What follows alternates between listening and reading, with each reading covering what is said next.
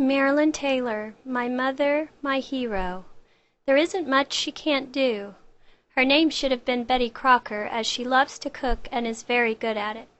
My sister and I have been wanting to learn how to make Mom's homemade yeast rolls, so this video will document the steps to make Mom's refrigerator rolls or coffee cake.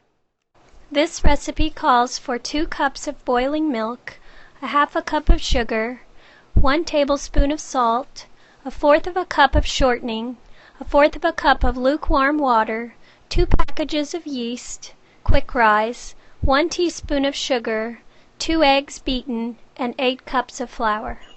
The first thing you will need to do is scald your milk. Here is Mom's definition for how to do this.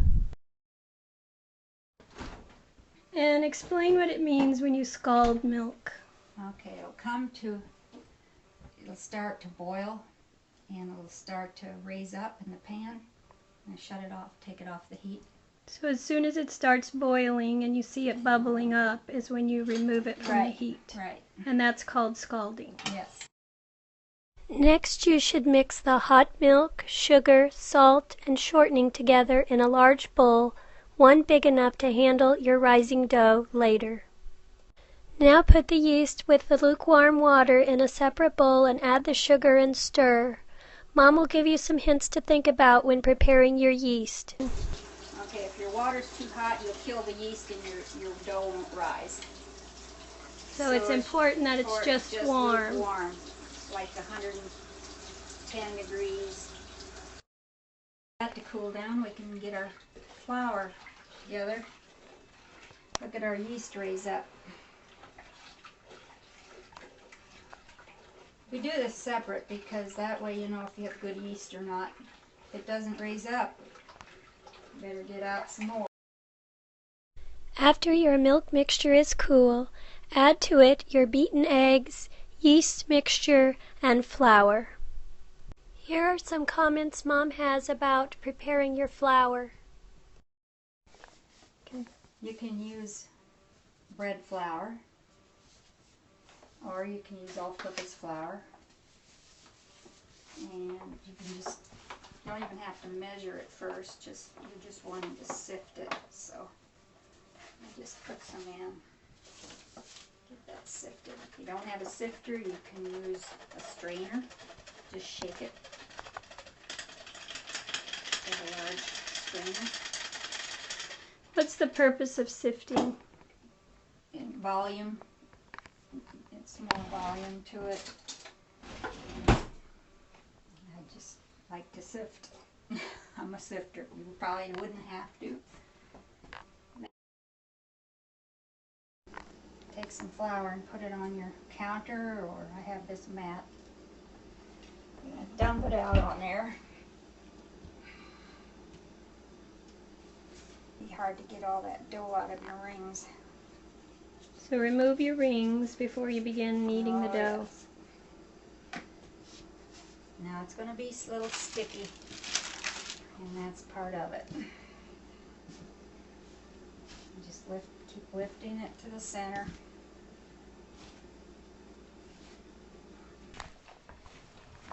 You knead this dough for about 5 minutes. And the more you knead it, the finer texture you'll get. The gases, this works the gases throughout the dough.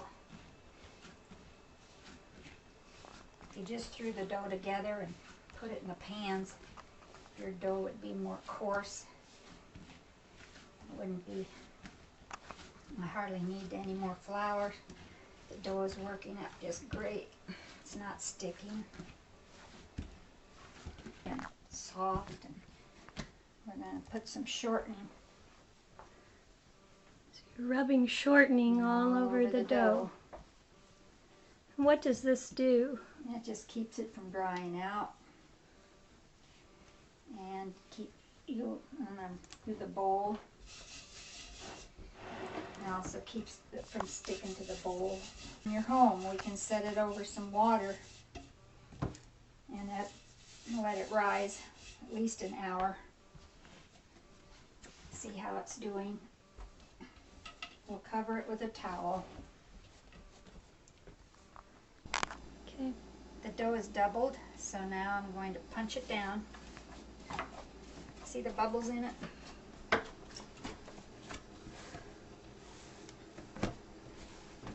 Water in it. I'm going to let it raise again. What's the purpose of this? You get a lighter, better texture dough.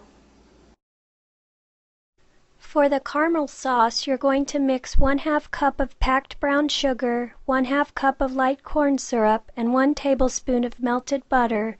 Heat until blended. Then add 1 tablespoon of cocoa only if you're going to make chocolate rolls. In this pan we have brown sugar, Karo syrup, and butter that we're only going to melt until the sugar is dissolved for our caramel mixture. She cut a piece of dough out with the serrated knife. Now and I just need this to get the bubbles out.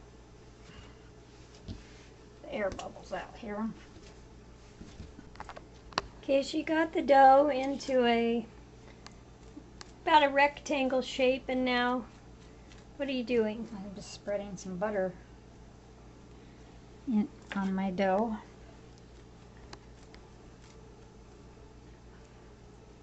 And then we'll put some cinnamon and sugar.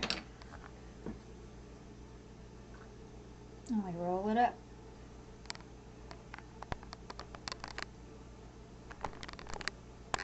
Roll it up like a jelly roll. And try to keep it close together. Pull. Now we just cut it in about 1-inch slices. So we're taking the sugar mixture and measuring out about a cup to put in each pan to start with. We tripled the batch because we have 3 cake pans. So we're going to start with a cup, see what we have left. Then one of the batches you're going to add cocoa to for the chocolate. These are the caramel ones here.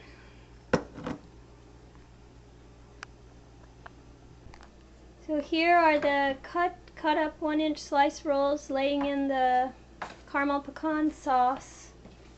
The instructions said put the cut side down, and these will raise until they're about double in size. Then they'll be ready to bake at 350. Did raisins in this one, and I pre-soaked the raisins in some hot water so they're moist. And just press it in this pan. This would be Grandma's coffee cake.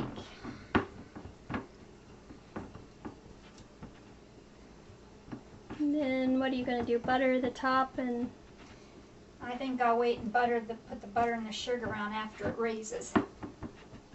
Just put it on and all the pans have been sprayed with Pam, right? Or right, with a right.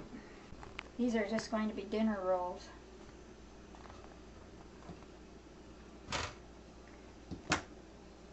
You just kind of keep folding them under.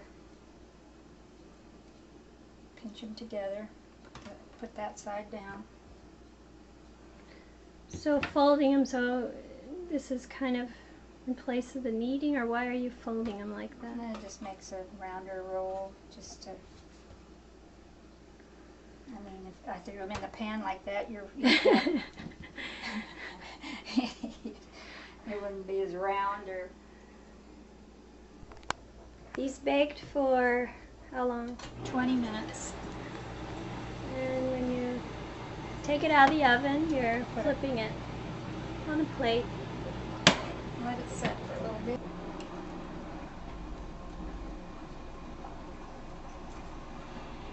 There you are. Caramel rolls.